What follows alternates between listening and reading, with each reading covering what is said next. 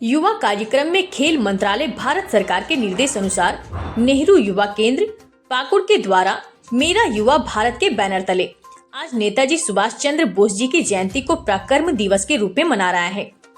कार्यक्रम में नेताजी सुभाष चंद्र बोस की तस्वीर पर पुष्प अर्पित कर उन्हें श्रद्धांजलि दी गई तथा उनके द्वारा किए गए कार्यों को भी याद किया गया। नेताजी देश की आजादी के आंदोलन में सक्रिय रहे और कई जगहों पर जाकर के उन्होंने आजादी के संबंध में युवाओं को प्रेरित किया।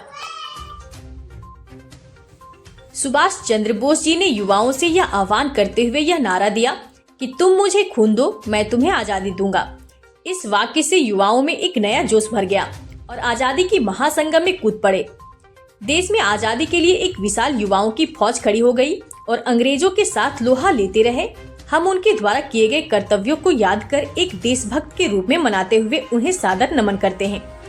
कार्यक्रम नसीपुर गांव के युवा क्लब के सदस्य नूर आलम अंसारी, जसमोल शेख, रेजिकुल जहां और मंसूर आलम तथा अन्य ने भी साथ दिया। साथ साथ राष्ट्रीय सड़क सुरक्षा का भी कार्यक्रम किया गया, जिसमें लोगों को सड़क पर होने वाले दुर्घटनाओं से अवगत कराते हुए लोगों से अपील किया कि सड़क पार करते समय या सड़क पर गाड़ी चलाते वक्त सरकार के द्वारा समय समय पर जारी सड़क सुरक्षा नियमावली को अवश्य ध्यान में रखें। कार्यक्रम नेहरू युवा केंद्र पाकुड़ के जिला युवा अधिकारी श्री शुभम चंदन के निर्देश अनुसार किया जा रहा है। আমাদের ইন্ডিয়াকে আজাদ করার জন্য বহু সুপারিশ করেছে, ইংরেজকে ভাগাবার জন্য, ইংরেজকে মারার জন্য আমাদের ইন্ডিয়াকে আজাদ করেছে, অনেক বহু মহত্ব নিয়েছে। এই যে সুভাষচন্দ্র বোস শিক্ষা নীতিকে বেশি উগ্র করেছে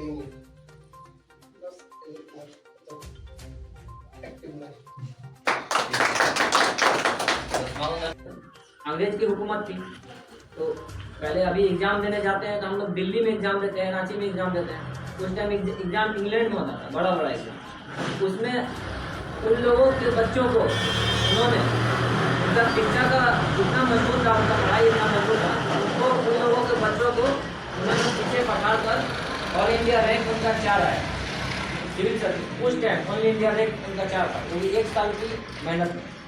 तो उन्होंने उनको एक बड़ा पद मिला था, तो उस पद को त्याग करके उन्होंने उस पद को छोड़ के आज़ाद देश को आज़ाद कराने के लिए फौज बनाया।